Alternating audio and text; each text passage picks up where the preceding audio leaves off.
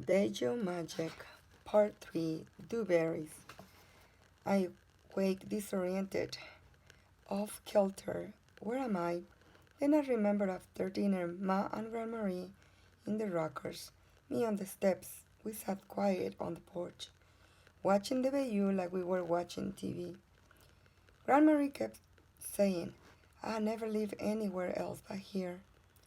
Each time I hear her, I marvel more at how velvet moss covered bark, how silvery willow tree branches hung, forming canopies, how moths tried to kiss the blue flame inside the lamp, how right off Grandmarie's front stoop was the most beautiful and frightening world I have ever seen.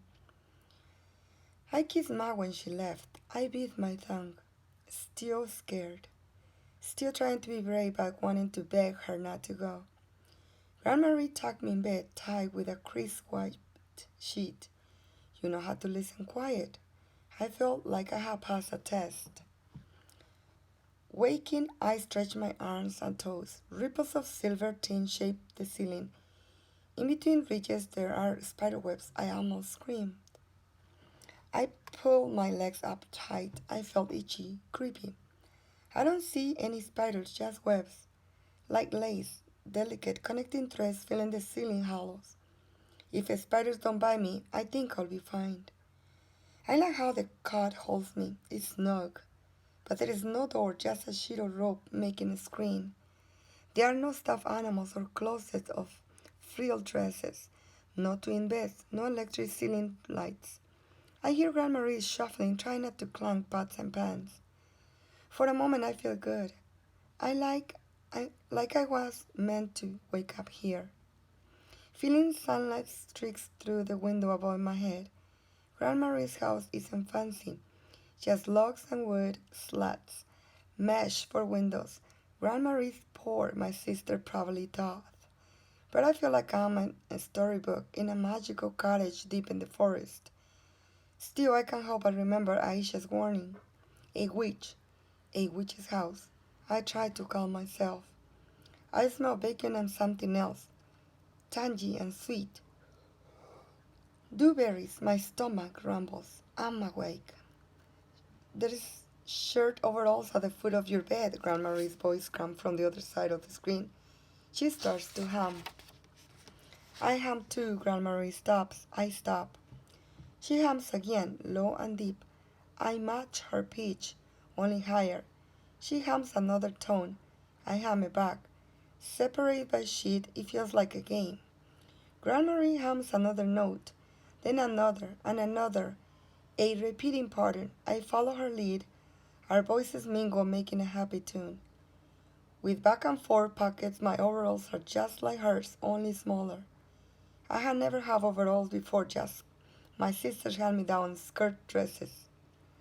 I like my pockets. I slide the hanging sheet. Grandmarie quiets like a spell's been broken.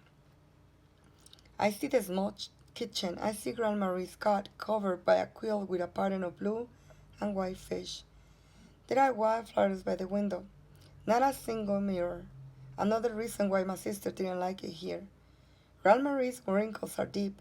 Her hands are covered with brown spots. She looks like Ma, except older and elderly sprite. Tinier too, bird-born like me. Do you you done studying me? I swallow. I don't want Grandmarie to think I'm rude. There is better studying to do than studying me, she challenges. Like what? Like how did those berries here plus some sugar? She says pouring brown crystals make syrup?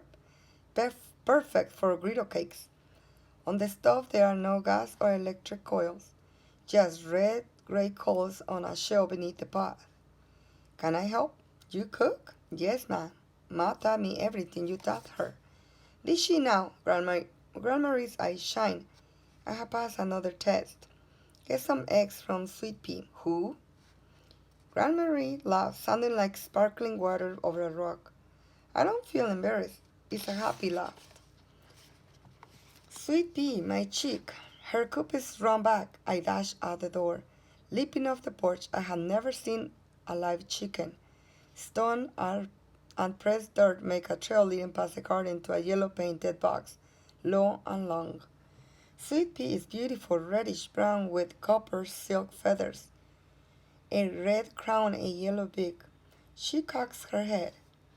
Her eyes, her right eye, a black pupil surrounded by hazel, blinks or winks.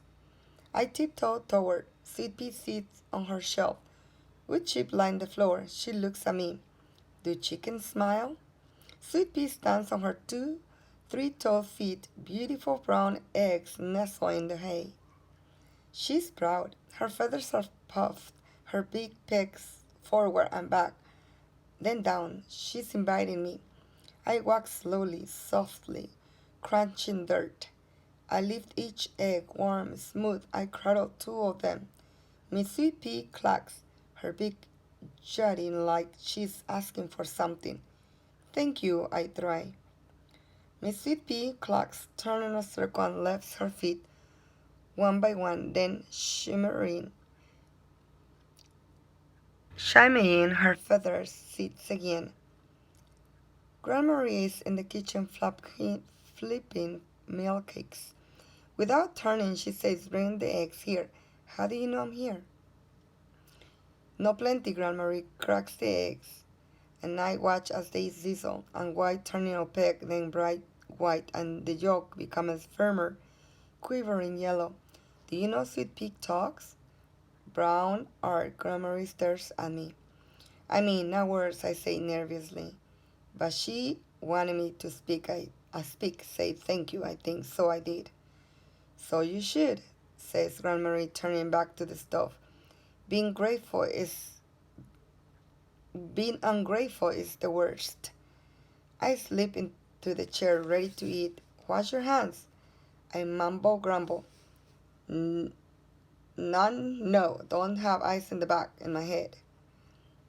How do you know what I was saying? Mumbling, you mean? Sorry. Sorry accepted. I worry Grandma is mad. Back home at least once a day my sisters are mad at me. Smiling Grandma flips an egg. Not mad at all. Asks the firefly, Maddie. Miss Firefly knows how I know. All kinds of knowing, all different ways to know. My sisters are right. Grandma is strange. But if she is strange, then I'm strange too. It's daylight, and I'm looking for a glowing bug. Is it here? The firefly? Down by the riverside, Grandma says, not it. She won't see her till night. She points to a water-filled ceramic bowl beside it is a soap bar with green pegs. Before I ask, Grandma answers, time for strained courage. I didn't know that. Last you don't know. I scrub my hands, arms, even my face. Me and Ma cook with thyme. I dry myself, smelling lemony, woodsy. I feel better already. Before I can even ask, Grandma calls out, yes, Marie. You can take as much soap as you want, a bucketful. Grandma plates the eggs, cakes, and bacon. I pour the purple syrup into a cup.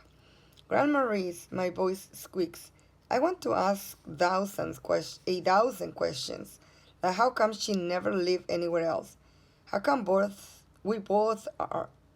How come we're both so tiny? How come I feel at home yet not? Afraid, then unafraid. Uneasy, then uneasy. But I don't ask anything. Grandma's face is calm. Her eye says, no need to talk. I burst my egg, and yellow yolk spills like a river over my plate. Bits of cornmeal, softer, grainier, float. Grease glisten on the egg whites. Bacon curls like a branch. I pour the Dewberry syrup in squiggly purple waves. I eat and eat more like I'm starving.